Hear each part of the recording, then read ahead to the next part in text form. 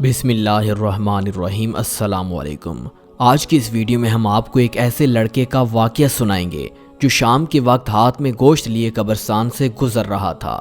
پھر اس لڑکے کے ساتھ کیا ہوا اسے سن کر آپ حیران رہ جائیں گے۔ دوستو، ویڈیو کا آغاز کرنے سے پہلے اگر آپ نے ہماری اس ویڈیو کو لائک نہیں کیا تو جلدی سے لائک کر دیں، اور اگر آپ ہمارے چینل کا پہلی مرتبہ وزٹ کر رہے ہیں تو جلدی سے چینل کو سبسکرائب کر کے بیل آئیکن کو آن کر لیں تاکہ ہماری ہر آنے والی ویڈیوز آپ کو بر وقت مل سکے۔ تو آئیے چل کر آج کے عبرتناک واقعے کا آغاز کرتے ہیں۔ دوستو، واقعہ کچھ ایسے ہے کہ اسد نام کا ایک لڑکا جس کی عمر آج سے تقریباً 10 سال پہلے 18 سال تھی، وہ بتاتا ہے کہ گرمیوں کی چھٹیاں ہوئیں اور ہماری پھپھو ہمارے گھر آئی تھی۔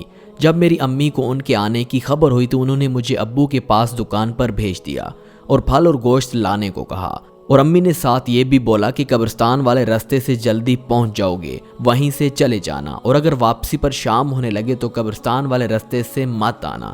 میں نے امی سے پوچھا کہ شام ہوتے ہی آپ مجھے ہمیشہ قبرستان والے راستے سے روکتی کیوں ہیں؟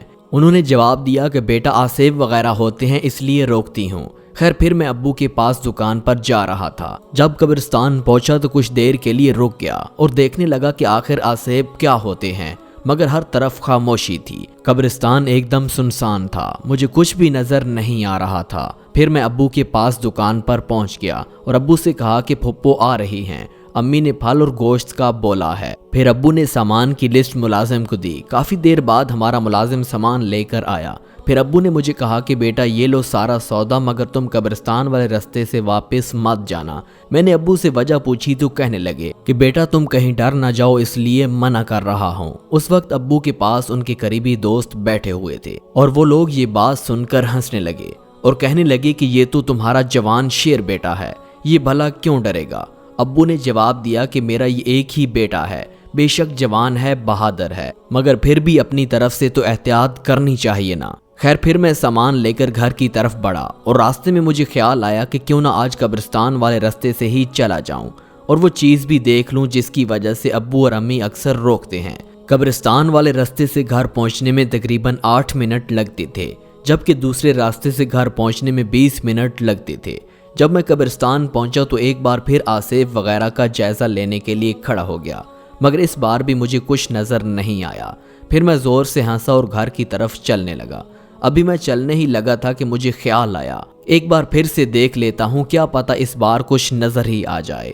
میں نے دوبارہ دیکھا مگر ہر طرف سناٹا چھایا ہوا تھا، وہاں میرے علاوہ کوئی موجود نہ تھا۔ میں دل ہی دل میں خوش ہوا کہ آج امی کو جا کے بتاؤں گا کہ آج میں گیا بھی قبرستان والے راستے سے ہوں اور واپس بھی قبرستان والے راستے سے آیا ہوں اور گوشت الپھر لے کر آیا ہوں۔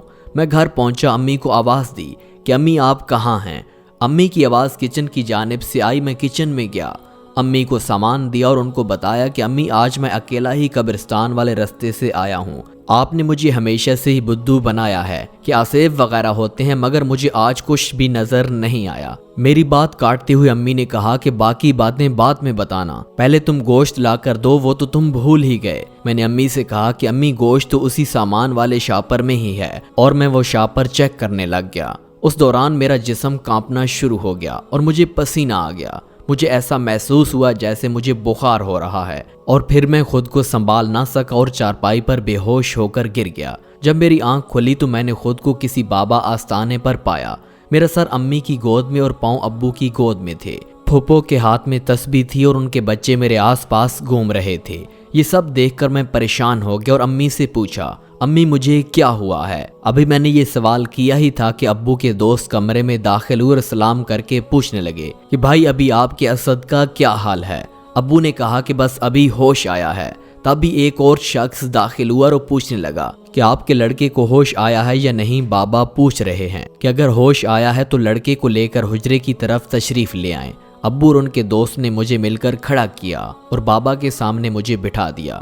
یہ سب میرے ساتھ پہلی بار ہو رہا تھا اور مجھے یہ سب دیکھ کر پریشانی ہو رہی تھی۔ تعویذ والے بابا مسکرا کر مجھ سے پوچھنے لگے کہ کیا آج کے بعد بھی کوئی ایسی حرکت کرو گے؟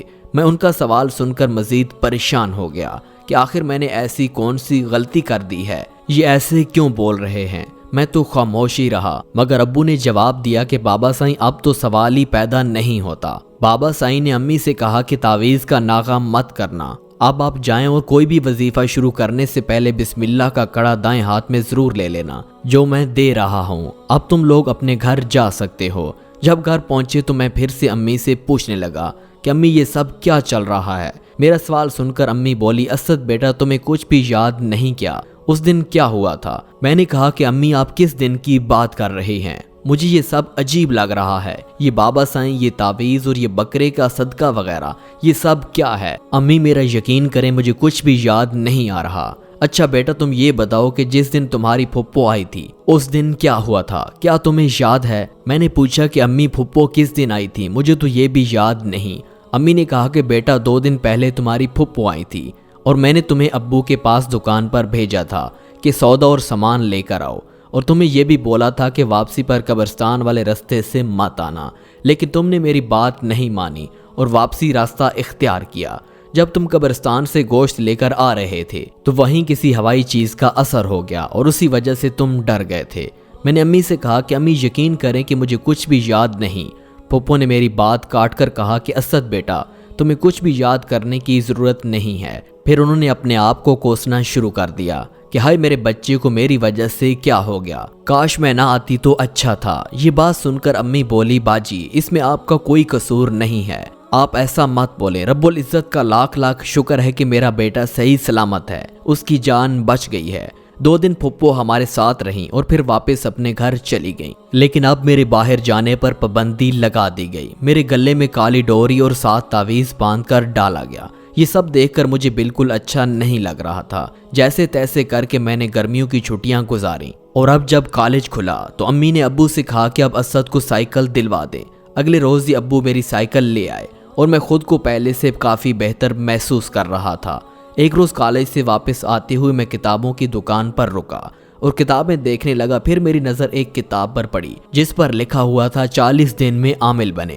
چنانچہ میں نے وہی کتاب خرید لی اور بیگ میں ڈال کر گھر واپس آ گیا۔ اپنے کمرے میں چھپ چھپ کر اس کتاب کو پڑھنا شروع کر دیا۔ اس پر لکھا ہوا تھا کہ 40 دن میں بھوت اور آسیب کو اپنے قابو میں کریں۔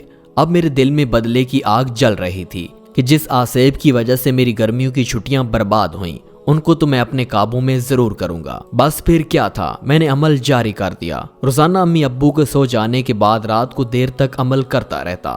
عمل کرتے کرتے 10 دن گزر گئے کہ اچانک مجھے بہت زیادہ گرمی ہونے لگی۔ میرا دل چاہ رہا تھا کہ میں فوراً اپنے کمرے سے باہر چلا جاؤں، لیکن کتاب کے مطابق عمل کرتے ہوئے جگہ تبدیل نہیں کرنی تھی، اس لیے میں کمرے میں ہی رہا۔ پھر اچانک امی کمرے میں داخل ہوئی اور مجھے کہا کہ اسد بیٹا تم اتنی گرمی میں کیوں بیٹھے ہو، چلو آؤ باہر آ جاؤ۔ میں نے کہا کہ امی میں تسبیح ختم کر کے ہی آؤں گا۔ میری بات پر امی کو غصہ آ گیا اور وہ ناراض ہو کر کمرے سے باہر چلی گئی۔